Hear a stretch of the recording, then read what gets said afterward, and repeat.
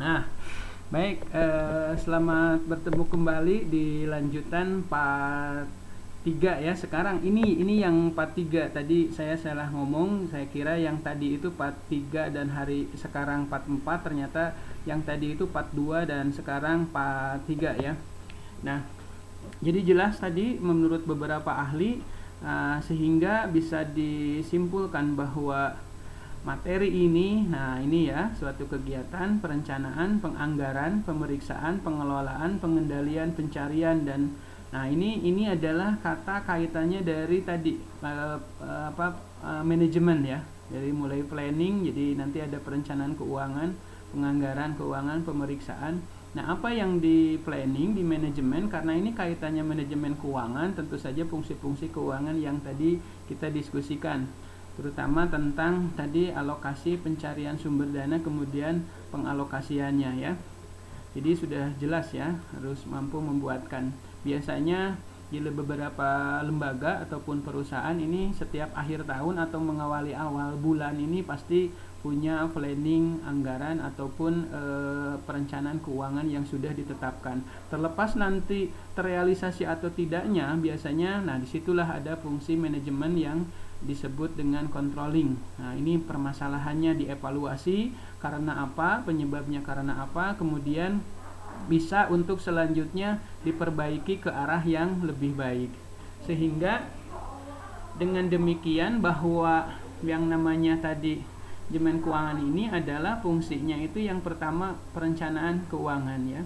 Sini membuatkan rencana baik yang pemasukan tadi, sumber dana tadi ya,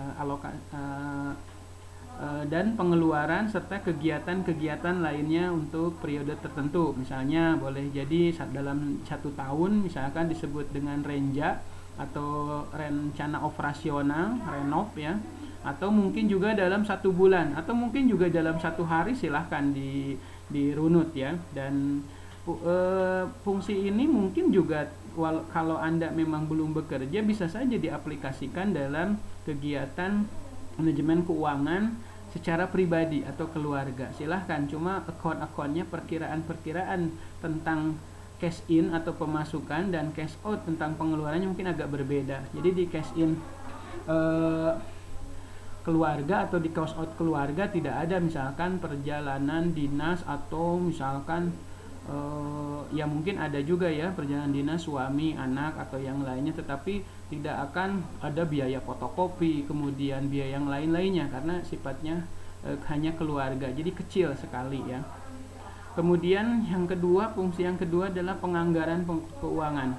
Jadi ini tindak lanjut dari perencanaan keuangan yang di atas dengan membuat detail pengeluaran dan pemasukan. Ini pengeluaran dan pemasukan. Jadi ada rencana dari pemasukannya itu dianggarkan alokasi dari sektor A, sektor B, sektor C, sektor D-nya itu silahkan disebutkan, termasuk juga pengeluaran untuk biaya fotokopi sekian, administrasi dan umum sekian, biaya tenaga kerja sekian, kemudian juga operasional dan non operasional sekian. Ini dianggarkan. Kalau tadi perencanaan masih belum kena angka-angkanya, hanya membuatkan rencana-rencana saja yang besarannya. Kalau di sini sudah detail ya.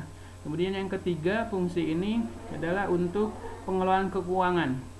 Oh ya, baik, di sini juga sudah hampir 5 menit lagi, tidak terasa ya, dan kita nanti langsung masuk ke part berikutnya saja. Dan untuk part ini, bagian ini kita akhiri dulu. Terima kasih.